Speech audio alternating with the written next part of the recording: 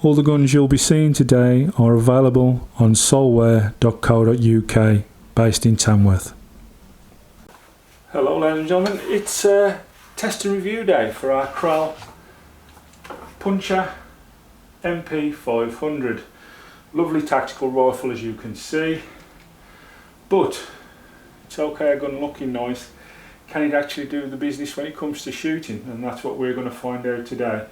We'll be doing our tests as normal. Our first two cards are worth 50 points each. You can score 100 with those first two cards, obviously being 250s. And our last card's called the rings, and there's 35 points up for grabs in that one.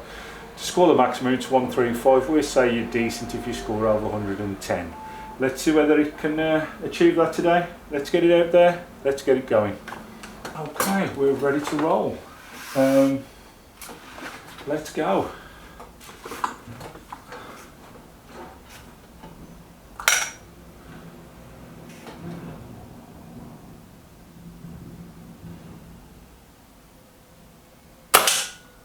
Bullseye, 10 points.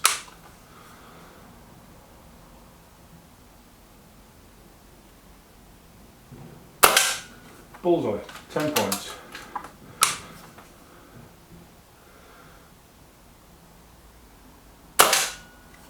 Bullseye, another 10.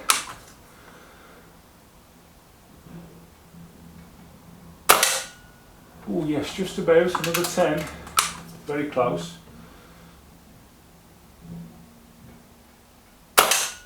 Oh, that one's wide though.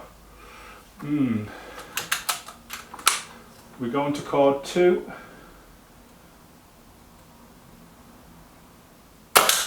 10.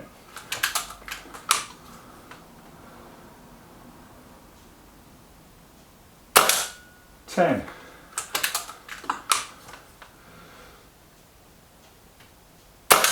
10.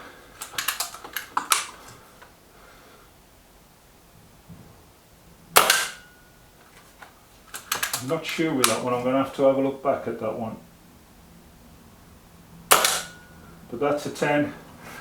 I'll get the cards in and I'll count that up and we'll get set up for our last test, which is the rings.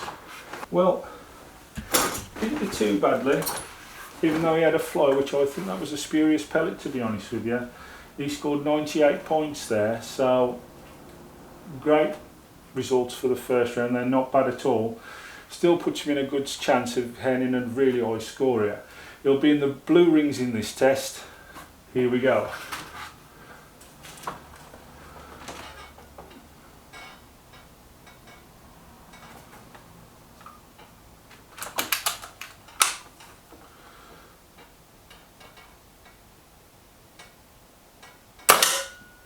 Just.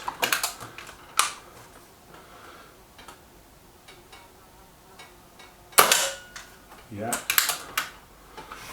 Just out of pellets just as we get into the great stuff, but quick reload. As a matter of fact, I'll just put in the amount of pellets we need just to get through this so we're not held up too long.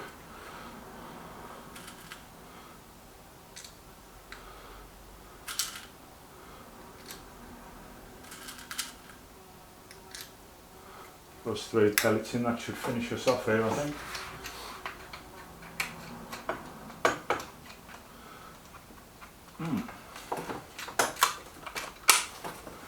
Right, here we go again.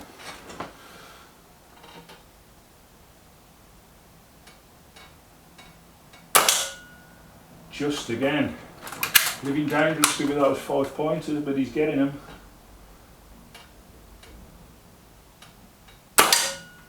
That one's a miss, however.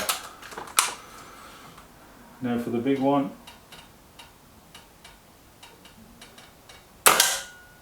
Ooh, no, I don't think he got that one either. I'll go get the card just to be safe, but we'll see how we done. Well, in that last card there, he scored the 15 points, which would give him an overall total of 113, which is a pass. I've got to admit, he was very unlucky with the bonus shot. He was probably a millimetre off splitting the ring, and he would have got the extra 15 points. The next things we need to know about is its power. What kind of power is it pushing out? And if you just bear with me, I've got a bit of a stiff back and neck at the moment, but I'm going to try and Right, NP500. In its test on the range, before I got it, this was already pre-done by Range Right. It scored in its first shot 11.47 foot-pounds, second shot 11.55, third shot 11.63, fourth shot 11.51, fifth shot 11.51, sixth shot 11.67, seventh 11.67, 8th 11.55, 9th 11.63, 10th 11.47, and the last two was 11.67. So it's pushing out a decent amount of power, and to be fair, you can feel that's got a nice kick, and it's around the 12 foot-pound mark. The feet per second, it was doing from an average of around 570 to 575. So 572, 575, yeah, around the 575 mark is the highest and 570 the low. So there's not much of a fluctuation there in power, which is nice to know. Now, as regards its results on the test, I do believe that on its day, and I think that one shot, as you've seen, that was nothing like the others, was probably a spurious pellet. But I don't edit anything here at all. If it's had a bad shot, it comes out. The gun's using the RWS superfilled pellets, which in test it came out as the best with. And you can tell it was hitting bullseyes willy-nilly at first, and it really was, and then all of a sudden one fled off. Now, if I make a mistake, I'm quite honest. I don't profess to be a crack shot shooter in any stretch of the imagination, but you can always feel yourself twitch if you know you've made a bad move, and you'll say it. I didn't twitch when taking the shot, so I think it may be a little bit of a bad pellet, or maybe a damaged skirt. When you're loading these up, you don't really get time to check the pellets, so put that down to that, I would have thought. It also stands to reason that's probably what did happen, due to the fact is that all the other shots were on bullseye, and that one seemed to be maybe a good half inch, to an inch away, so it makes proper sense there. Now, however, we come to the rings. The one dropped about an half an inch lower than the rest. Now, whether that again was a bad pellet, I do not know. But looking at the first shot, that was quite low and only just inside, and the third shot was the same, was quite low and only just in. So you have to always remember as well with these guns that they're virtually new. Besides a barrel clean, they're still leading in, so things do change over time. And you see that in our battle leagues, of course, when I'm having to adjust the scopes, because as more lead gets into the barrel, they change their direction of flight when they come out. So you do see that quite regular. Now, as regards the review on the gun, aesthetics wise, massively looks tactical, doesn't it? It's, all this etching here that looks like, it's from the armed forces and whatever else, but it is an air gun. Have they gone a little bit over with it? Yes, because they've put little bits in here of mouldings that make it look like a safety catch there, as you can see. It's not a safety catch, it's just a moulding. Why they needed to do that, I don't know. I think they could have gone along here with the plastics and just made it nice and stipply, and, without all this, looks like a toy gun, shall we say. They've made it look a little bit toyish with the plastics around it. One of my little gripes with the gun. But besides that, I really do like it, I've got to be honest with you. It's a lovely gun to shoot. It feels comfortable to fire with.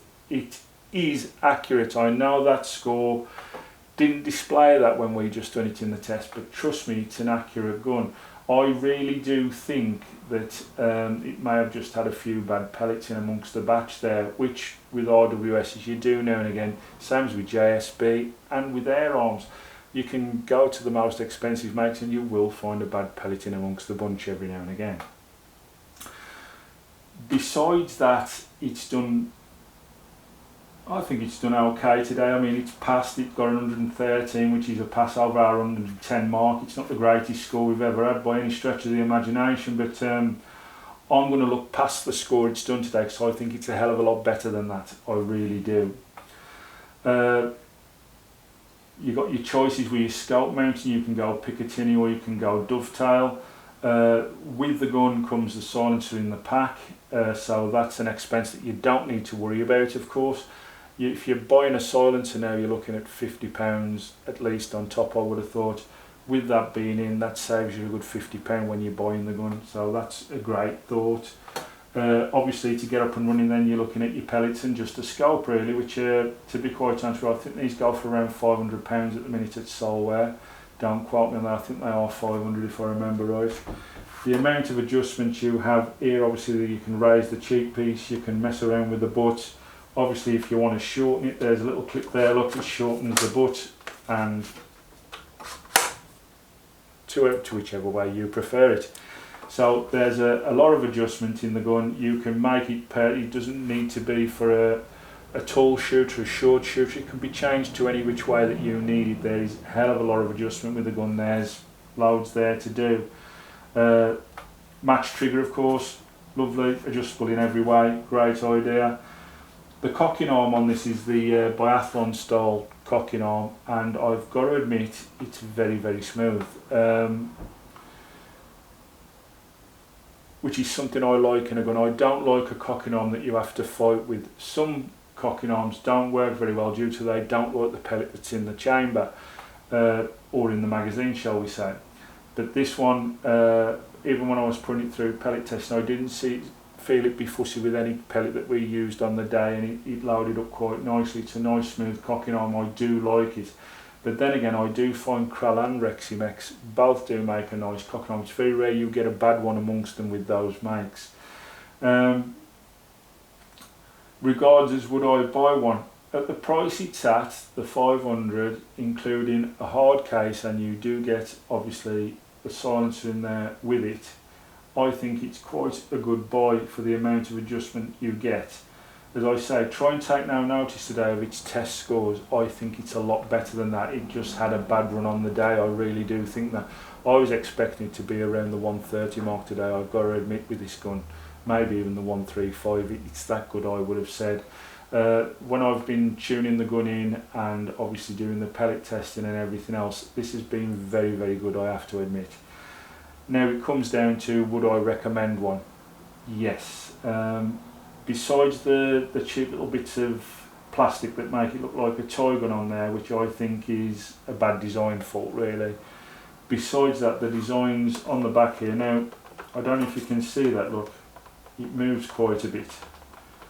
Maybe that could have been made a bit better by Kral, but you know, it doesn't make any difference really to your shooting. Once it's pinned into your arm, it locks into a nice position anyway. I think they've had to leave it a little bit loose so it'll slide up and down the post here to change its degree of how long you want the gun.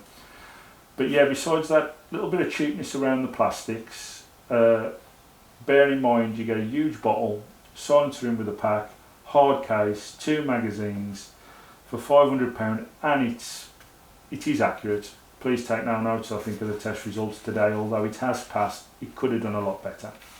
But yeah, I really do like the gun. I think it's got a lot going for it, and I think in time, when it comes through to it going into a battle league, I think it'll show itself up to be a decent gun there. So yeah, I do recommend it. There is a few little things I don't like, and I'm particularly quite honest when I do a review. If there's something there that I'm not quite honest like, and I'll be honest about it, I'll just say no, I don't like that.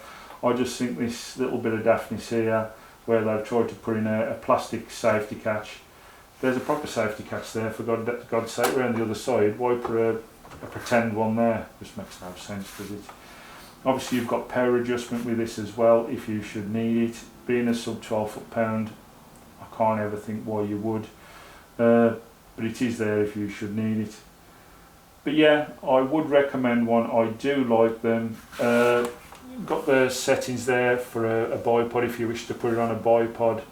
I think if you took this out for a day shooting, either targeting or maybe on permission, I think you'd have a good day with it. I